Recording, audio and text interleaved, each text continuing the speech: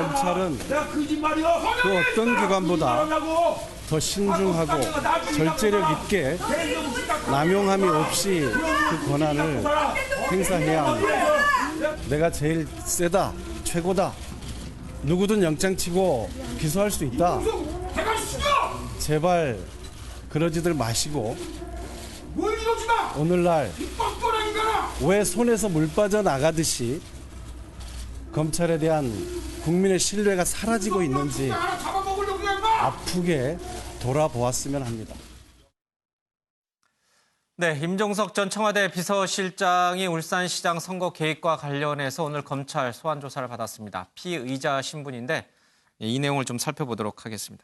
김태일 기자, 사실은 지난번에 이제 검찰 수사 인권 규칙이 바뀌면서 포토라인이 없어졌어요, 그렇죠? 그러니까 본인이 원하지 않으면은 뭐 굳이 그렇게 포토라인에 서서 기자들을 만날 이유가 없거든요. 근데 임종석 전 실장은 본인이 자청한 거죠, 저 모습은. 그렇습니다. 임종석 실장 같은 경우에는 어제 이제 SNS를 통해서 오늘 이제 검찰 출두 소식을 전하면서 포토라인에 서겠다 이렇게 얘기를 한 바가 있습니다. 주변에서 말렸죠. 그렇습니다. 포토라인 쓰지 말고 바로 들어가라. 그럼에도 불구하고 본인은 이제 포토라인에 서서 얘기를 하겠다고 했는데 오늘 이제 오전 10시 좀 넘어서 출석을 했는데 포토라인에 이제 서서 아까 방금 들으셨다시피 검찰을 향해서 얘기를 했는데 말씀하신 대로 이 검찰청사 앞에 이제 포토라인이 세워진 게 정말 저도 정말 오랜만에 볼 정도로 지금까지는 계속 이제 없었지 않습니까? 그러다 보니까 좀 이게 좀 뭐 어떻게 보면 또 화제도 되는 그런 모습입니다.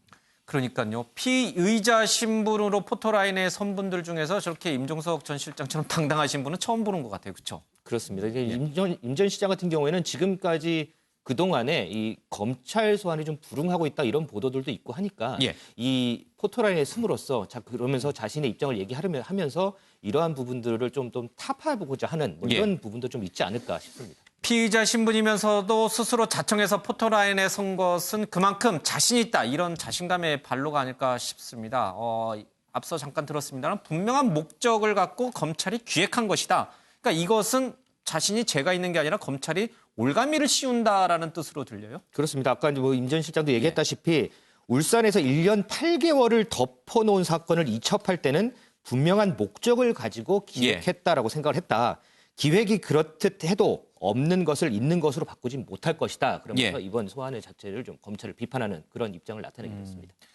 요즘 기자, 보통 이 포토라인에 과거에 섰던 분들은 검찰 조사에 성실껏 임하겠습니다. 이 말만 하고 보통은 들어갔거든요. 근데 이렇게 검찰을 상대로 당신들이 특정한 목적을 갖고 기획한 것이다라고 검찰을 맹비난하면서 검찰청사 안으로 들어가는 분은 없었어요. 그렇죠? 네, 그동안 뭐 정치인들 같은 경우에는 포토라인에 섰을 때 본인은 무죄다라고 강력하게 이제 본인의 주장을 하는 경우는 있었지만 이렇게 검찰 수사 자체를 비판하는 경우는 드뭅니다. 왜냐하면 이제 검찰 수사를 앞두고 있는데 검찰과 괜히 각을 세우는 것이 이제 조사에서 좀 불리한 상황으로 이끌 수 있기 때문에 이런 점은 조금 자제하는 분위기입니다. 그런데 본인이 이 지금 받고 있는 혐의에 대해서 완전히 결백하다라면서 이제 본인의 주장을 하는 경우는 꽤 있었습니다. 예를 들면 뭐 김경수 경남지사 같은 경우에도 드루킹이랑 연루된 바 없다. 이 경남 도민을 향해서 이 시정 운영은 도정 이런 운영은 정상적으로 해 나가겠다라는 입장을 직접 전하기도 했거든요. 그러니까 사실상 포토라인이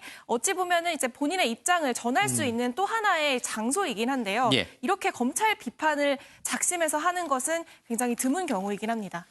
임종석 전 실장은 과거 이제 전대협 의장으로서 정말 홍길동이라 불릴 정도로 동해번쩍 서해번쩍 하던 그런 뭐 전설적인 운동권이었죠. 뭐 그때 사실은 국가보안법 위반 혐의로 한번 이제 구속을 당한 적이 있었고 그 이후에 이제 정치를 시작하고 난 이후에도 한번 사실은 검찰에 한번 섰었어요. 그렇습니다. 그러면서 이제 검찰을 어제 비판한 것 중에 하나가 검찰권 남용의 부분에 대해서 비판을 했거든요.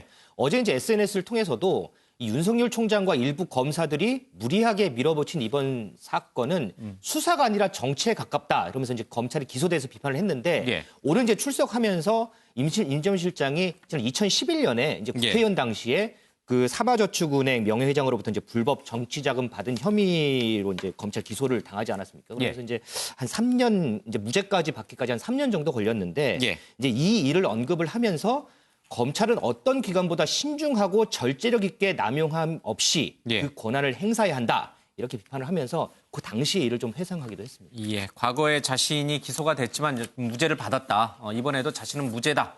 이렇게 확신하면서 검찰 조사를 받고 있군요. 아직 조사가 끝나질 않아서 나오진 않고 있습니다. 요정 기자, 사실은 임종석 전 실장이 오늘 아침에 검찰 포토라인에 섰습니다마는 어제 기소가 됐던 송철호 울산시장, 사실 문재인 대통령의 30년 직이거든요. 뭐 최측근이라 불릴 정도로 아주 친한 멘토라고도 불리던 분인데 이분도 좀 억울함을 토로했죠. 네, 맞습니다. 그동안 계속해서 억울함을 토로해 왔는데 어제 기소가 되면서 이제 오늘 기자회견을 열었는데요. 마찬가지입니다. 임종석 전 실장과 비슷한 입장을 표명을 했습니다. 검찰의 짜맞추기 수사, 무리한 기소에 분노를 한다라고 얘기를 했고요. 그렇지만 흔들림 없이 울산시정을 이끌어 나가겠다라고 얘기를 하면서요. 법정에서 진실을 가려서 울산시장의 시민들과 자신에 대한 명예를 반드시 회복하겠다는 입장을 직접 밝혔습니다. 최 의원님. 전직 청와대 비서실장, 문재인 대통령을 최측근에서 모신 사람, 그리고 문재인 대통령을 30년 동안 멘토 역할을 한 사람. 자, 이 사람들을 검찰이 건드렸어요. 자, 정권의 진짜 핵심을 건드렸다고 봐야 되는 건가요? 근데 아까 이례적이라고 얘기를 했는데 포토라인에 안 설 수도 있습니다. 조국 전 장관 이후에 그 포토라인 없었다고 그러니까. 그렇지만은 저는 이 시기에서 임종석 실장이 포토라인에 서서 저렇게밖에 할 수 없었다. 이렇게 말씀드리고 싶은 게 뭐냐 하면은 혐의 자체가 너무 중대합니다. 지금 총선을 불과 2달 반 정도 남겨놓은 상황에서 청와대 핵심 인사들이 관계된 그 선거 부정 사건을 기소를 한 거거든요. 여기에 대해서 소극적으로 대응을 하다 보면은 이 기소한 모습, 소환한 모습이 국민들에게는 진실인 것처럼 전달이 되는 것이고 이 4월 총선에 상당히 부정적 영향을 줄 수가 있거든요. 여기에 대해서 임종석 실장 입장에서는 강하게 맞대응을 할 수밖에 없는 겁니다. 재판이 열리더라도 나중에 실체적 진실은 몇 년 이후에나 결정이 될 건데 당장 총선은 2달 앞에 있단 말이죠. 그러다 보니까 임종석 실장 입장에서는 포토라인에 당당히 서서 이 검찰 기소의 부당성에 대해서 말하지 않는다면 선거에 미치는 영향을 바로잡을 수가 없는 거죠. 아마 그 부분도 이제 고려해서 일부러 포토라인에 서겠다 자청한 것일 수도 있다. 그렇죠. 어쨌든 지금 현 청와대 권력의 핵심을 과감하게 이 칼을 집어넣은 윤석열 검찰총장, 또 이를 막아서고 있는 청와대 전현직 인사들, 글쎄요 누가 이길지 창과 방패의 싸움 좀 지켜봐야겠습니다.